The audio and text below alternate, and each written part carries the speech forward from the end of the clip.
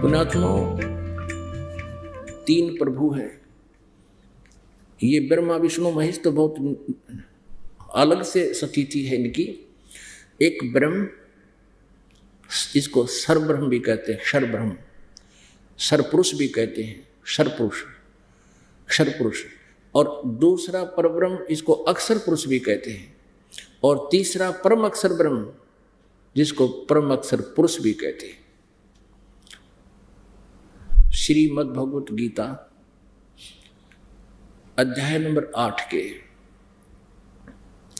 श्लोक नंबर 1 में अर्जुन ने पूछा कि भगवान, आपने गीता जी अध्याय नंबर 7 के श्लोक नंबर 29 में कहा है कि मेरे इस ज्ञान को आश्रय मानकर, कौन से ज्ञान को?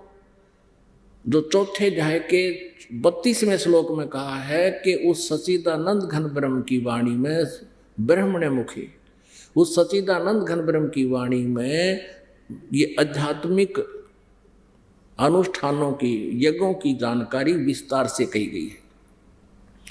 वो तत्व ज्ञान है जो परमेश्वर ने स्वयं आकर बताया है। और उस ज्ञान को चौथे अध्याय के 34वें श्लोक में कहा कि उस ज्ञान को तो तत्वदर्शी संतों के पास जाकर समझ।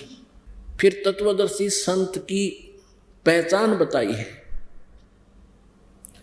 15वें अध्याय के प्रथम श्लोक में, कि जो उल्टे लटके हुए संसार रूपी वृक्ष के सभी विभागों को जड़ से लेकर तना, डार, पत्ते, शाखा क्या है, इनको विस्तार से बताएगा। स वेदविद, वो वेद के तात्पर्य के पर्य को जानने वाला है, वो तत्वदर्शी संत है। तो 7वें अध्याय के 29वें श्लोक में गीता ज्ञानदाता कहता है कि मेरे आश्रित होकर, मेरे इस ज्ञान को आश्रय मान बनाकर जो तत्वदर्शी संतों से संबंधित हो जाते हैं, उनसे संपर्क कर लेते हैं, वो फिर उस सारे अध्यात्म ज्ञान से परिचित हो जाते हैं। वो तत्व ब्रह्म से परिचित हैं, उसको जानते हैं। वो जो केवल फिर जरा और मरण से छुटकारे के लिए ही प्रयत्न करते हैं, किसी इस संसार की किसी और वस्तु की डिमांड नहीं करते।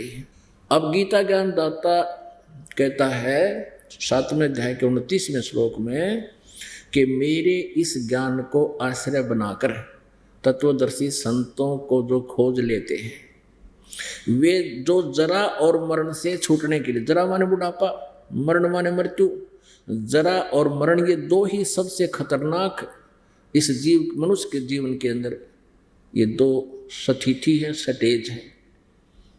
एक तो बुढ़ापा सबसे खतरनाक है, और मरना कोई चाहता नहीं, और यह मृत्यु जबरदस्ती होगी।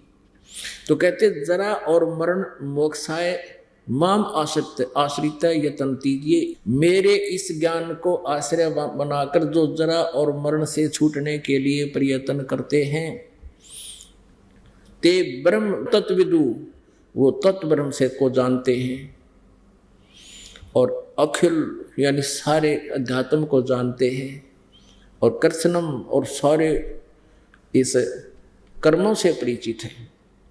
कहने का भाव ये है, गीता ज्ञानदाता कहता है, जो केवल जरा और मरण से छूटने का प्रयत्न करते हैं, वे उस तत्व ब्रह्म को जानते हैं, सारे अध्यात्म ज्ञान से परिचित हैं, और सब कर्मों से परिचित हैं। तो गीता ज्ञानदाता ने 8वें अध्याय के प्रथम श्लोक में पूछा कि किम तत्व ब्रह्म, वो तत्व ब्रह्म क्या है जिसको जानकर फिर जरा और मरण से छूटने के लिए प्रयत्न करते हैं। गीता ज्ञानदाता ने 8वें अध्याय के और फिर तीसरे श्लोक में कहा है गीता जी में कि वो परम अक्षर ब्रह्म है। वो गीता ज्ञानदाता से अन्य है।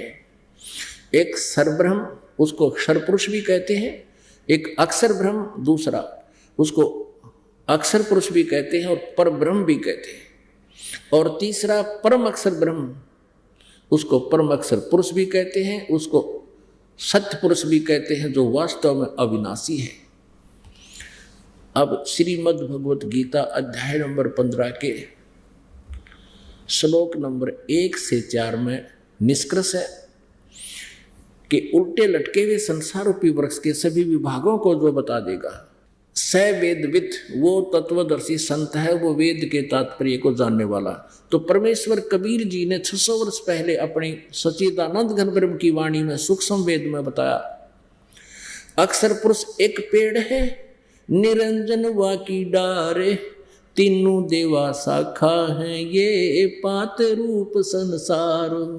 ये देखिएगा, ये एक संसार रूपी उल्टा लटका हुआ वृक्ष जानो, जिसके ऊपर को जड़ है और नीचे को तीनों गुण रूपी शाखा है, रजगुण ब्रह्मा, सतगुण विष्णु, तमगुण शिव जी। ये संसार रूपी वृक्ष समझो। अब जो जमीन से बाहर दिखाई देता है उसको वृक्ष बोलते हैं। अब यहाँ परमात्मा कबीर जी ने कहा था अक्षर पुरुष एक पेड़ है, ये अक्षर पुरुष, इसको अक्षर पुरुष कहो, परब्रह्म कहो, अक्षर ब्रह्म कहो। ये तो तना तो समझो अक्षर ब्रह्म, अक्षर पुरुष है, और सरपुरुष या सरब्रह्म कहो, ये सरब्रह्म कहो या सरपुरुष कहो, ये काल है, ज्योति निरंजन है, ब्रह्म है, गीता ज्ञान दाता है। और इसके 3 पुत्र हैं, 3 शाखाएं हैं, रजगुण ब्रह्मा, सतगुण विष्णु, तमगुण शिव जी। और ये गुप्त है जो परमात्मा, ये परम अक्षर ब्रह्म है। ये परम अक्षर ब्रह्म है जिससे सबका धारण पोषण होता है।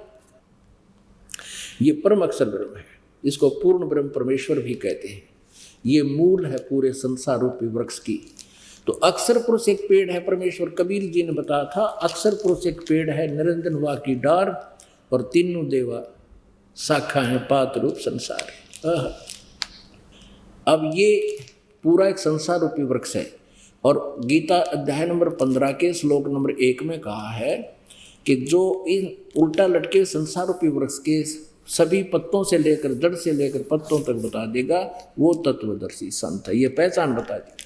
श्रीमद् भगवद गीता अध्याय नंबर 15 के श्लोक नंबर 1 से 4 का निष्कर्ष है कि जब तत्वदर्शी संत मिल जाए और वो ऐसे बताएगा, ये उसकी पहचान है। उसके पश्चात परमेश्वर के उस परम पद की खोज करनी चाहिए, जहाँ जाने के बाद फिर लौटकर कभी संसार में साधक नहीं आते, उनका पूर्ण मोक्ष हो जाता है। और जिस परमेश्वर ने सारे ब्रह्मांडों की रचना की है, अर्थात संसार रूपी वृक्ष की प्रवृत्ति जिससे विस्तार को प्राप्त हुई है, उसी की पूजा करनी चाहिए, गीता ज्ञानदाता दृढ़ता से कहता है। अपने विषय में गीता ज्ञानदाता अध्याय नंबर 4 के श्लोक नंबर 5 और 9 में, गीता जी अध्याय नंबर 2 के श्लोक नंबर 12 में, गीता जी अध्याय नंबर 10 के श्लोक नंबर 2 में खुद कहता है कि अर्जुन, तेरे और मेरे बहुत जन्म हो चुके हैं, तू नहीं जानता, मैं जानता हूं। और ये ना समझ कि ये सभी सैनिक पहले नहीं थे, तू नहीं था या मैं नहीं था, अर्थात हम, तू, मैं और ये सब पहले भी जन्मे थे, आगे भी जन्मते रहेंगे। इससे सिद्ध है कि गीता ज्ञान दाता स्वयं ही नाशवान है, सरपुरुष है, तो इसके साधक भी नाशवान है।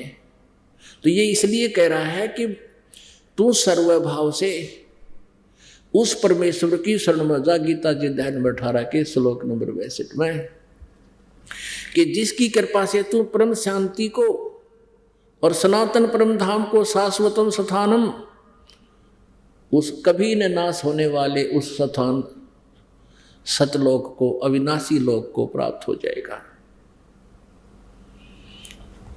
और वो परमेश्वर गीता ज्ञान दाता से अन्य हो, परम अक्षर ब्रह्म है। श्री